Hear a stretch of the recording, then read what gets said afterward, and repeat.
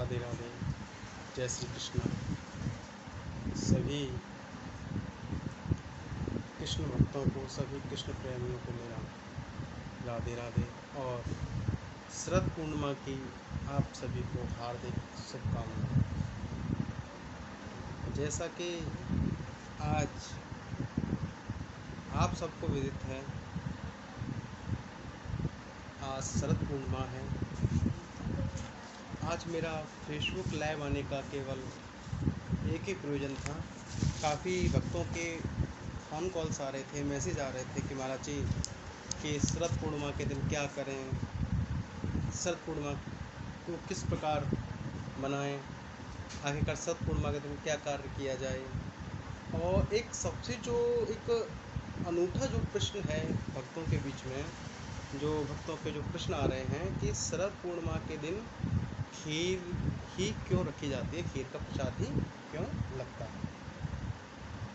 तो मेरा उन सभी भक्तों से कहना है कि आज के दिन चंद्रमा की चांदनी में, चंद्रमा की रोशनी में खीर रखने का महत्व है, खीर प्रसादी का महत्व है। और जैसा कि आप सबको विदित है कि आज ही के दिन, शरद पूर्णिमा के दिन ही भगवान योग योगेश्वर ने महारास किया था। और जैसे कि पौराणिक कथाओं के अनुसार एक कथा आती है कि शरद पूर्णिमा की जो कथा है वह इस प्रकार है कि अश्विन मास के शुक्ल पक्ष की पूर्णिमा को शरद पूर्णिमा कहा जाता है। और जो शरद पूर्णिमा है, एक नगर में एक सेठ था, उसकी 2 कन्याएं थीं। दोनों कन्याएं बहुत ही धर्मात्मा थीं और नित्य प्रतिदिन परमात्मा का पाठ, पूजा, भजन इत्यादि किया करती थीं। दोनों कन्याएं, दोनों जो सेठ जी की जो दोनों पुत्री थी, वो व्रत रहा करती थी पूर्णिमा का। पर बड़ी पुत्री अपने पूरे व्रत को पूर्ण किया करती थी और छोटी पुत्री अपने व्रत को अधूरा छोड़ दिया करती थी। कुछ समय बाद वो बड़ी हुई। बड़ी होने के बाद में उनके पिताजी ने उन दोनों का विवाह इत्यादि कर दिया। कुछ समय बाद बड़ी पुत्री पर जो पुत्र हुआ, बड़े आनंद के साथ वो रहने लगी। उसी समय घटना घटती है कि छोटी पुत्री पे भी बच्चे होते हैं, पर उनका बच्चा होते ही कुछ समय बाद ही वो उनका प्राणांत हो जाता है, वो मर जाती है। बड़ी दुखी हुआ, पुत्री को बहुत दुख हुआ और पुत्री के दुख को देखकर पिता बहुत दुखित हुए। तो पिताजी एक साधु के पास गए, अपनी पुत्री को लेकर कहने लगे, हे संत, हे साधु देवता, मेरी जो पुत्री है इसको ये कष्ट हैं कि इनका पुत्र होते हैं और बच्चे होते ही मर जाते हैं। साधु ने कहा कि तुम्हारी पुत्री ने पूर्णिमा के कोई भी व्रत को पूर्ण नहीं किया है, इसलिए इसको ये दंड अपराध झेलना पड़ रहा है। तुम्हारी पुत्री का कोई पूर्णिमा का पूर्ण व्रत करे तो ये अपराध से मुक्त हो जाएगी। पुत्री साधु की बात को मानकर घर की पूर्णिमा का व्रत इत्यादि किया। और जो ये बड़ी पूर्णिमा है, इसको राज पूर्णिमा भी कहा जाता है। व्रत इत्यादि करने के बाद में कुछ समय बाद उस पुत्री के पुत्र हुआ, कुछ समय बाद ही वो भी मर गई। उसको बड़ा दुख हुआ और वो उस बच्चे को एक कपड़े में लपेटकर एक टेबल पर सुला देती है। उसको एक कपड़े से, छोटे पतले से कपड़े से ढक देती है और उसकी बड़ी बहन उसके घर पर आती है। उसी समय वो अपनी बड़ी बहन को उसी टेबल पर बैठने के लिए बोलती है जिस टेबल पर वो उसका बच्चा लेटा हुआ है, कपड़े से ढका हुआ। वो बहन जिसके ऐसे ही बैठती है, उसकी साड़ी का जैसे ही पल्लू उस बच्चे से छिपता है, वो बच्चा रो पड़ता है, वो जिंदा हो जाता है। बहन को बड़ा गुस्सा आया, बोले तुम मुझसे अपराध करा देती, यहाँ बच्चा सोया हुआ तो ये मर जाता तो इसको कुछ हो जाता। बोले बहन, ये बच्चा तो प्राणांत हो चुका था, तुम्हारे पुण्य के कर्म, तुम्हारे कर्म से, तुम्हारे पुण्य से ही ये बच्चा जीवित हो चुका है, क्योंकि तुमने पूर्णिमा का पूर्ण व्रत किया है। साधु ने बतलाया कि जो व्यक्ति पूर्णिमा का व्रत करे, अगर उसके स्पर्श से, अगर उसका स्पर्श हो जाए तुम्हारे बच्चे पर, तुम्हारा बच्चा जीवित हो जाएगा। इसलिए बहन, मैंने ये अपराध किया तो ये आपके छूने मात्र से मेरा बच्चा जीवित हो गया और मैं भी पूर्णिमा का पूर्ण व्रत करूँगी।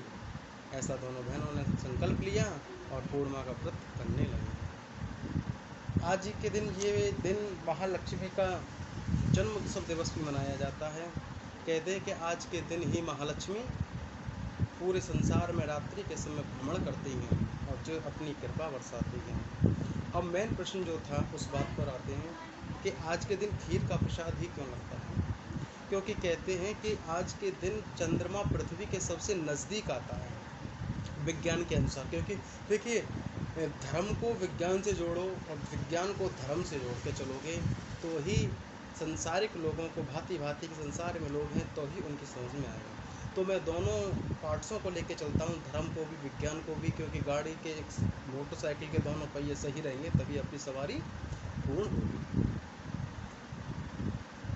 तो आज ही के दिन विज्ञान के अनुसार और हमारे धर्म शास्त्रों के अनुसार कि पृथ्वी के सबसे नज़दीक चंद्रमा आता है और चंद्रमा के आज ही के दिन 16 कलाओं से परिपूर्ण होते हैं और अपनी किरणों से चंद्रमा दूध या रोशनी से अमृत की वर्षा करते हैं। खीर में दूध और चावल से खीर बनती है तो दूध में लैक्टिक नाम का एक अम्ल होता है। वो जो साइंस के जो स्टूडेंट है वो समझेंगे मेरी बात को अच्छी भली भांति प्रकार से। दूध में लैक्टिक नाम का एक अम्ल होता है, वो अमृत तत्व की प्राप्ति के लिए वो बहुत ही कारगर साबित होता है। और चावल होते हैं खीर में, तो चावल में स्टार्च नाम का एक अम्ल होता है, चावल में स्टार्च होते हैं, तो ये प्रक्रिया करने में चावल उसकी पूर्ण सहायता करते हैं। वो खीर जो चंद्रमा की रोशनी में रखते हैं वो अमृत की खीर बन जाती है, अमृत को प्राप्त कराती है और उस खीर को खाने से शरीर को निरोगी काया की प्राप्ति होती है। परमात्मा का प्रसाद लगता है, परमात्मा का भोग लगता है उस खीर को खाने से और भगवान के भोग को खाने से। कहते मैं बार बार बतला रहा हूँ ना, प्रसाद कहते किसे हैं। प्रसाद में 3 शब्द होते हैं, प्रा, सा और दा। प्रा माने प्रभु, सामान्य साक्षात और दामान्य दर्शन।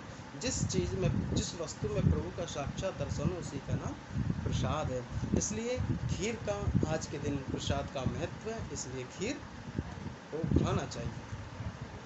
और शरद पूर्णिमा की रात्रि के अगर हो सके तो वैसे तो विधान है रात्रि को कीर्तन भजन इत्यादि करना चाहिए, और अगर पूरी रात्रि रख सको खीर को सुरक्षा से तो अच्छी बात है, नहीं तो 10 से 11-12 तक ही आप रखें ताकि उसमें कोई कीट पतंग इत्यादि ना गिरे।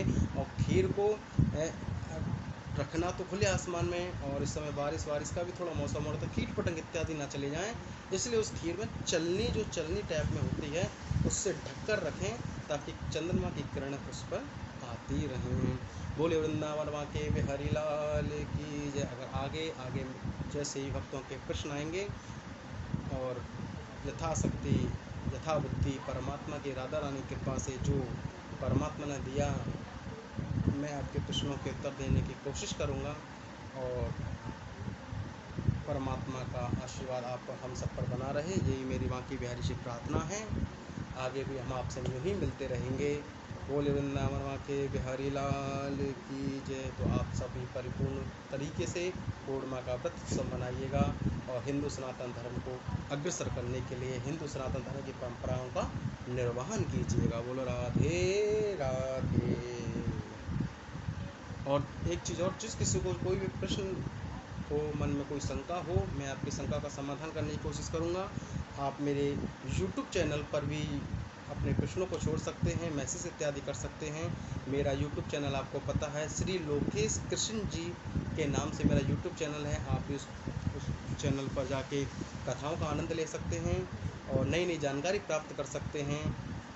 जैसे जैसे कोई उत्सव या कोई प्रश्न आता है मैं उसी हिसाब से YouTube चैनल पर और फेसबुक के माध्यम से आप लोगों से यथा शक्ति यथा भक्ति आप लोगों से रूबरू होता रहूँगा, आप लोगों के दर्शन के लिए आता रहूँगा। बोलिए राधे राधे।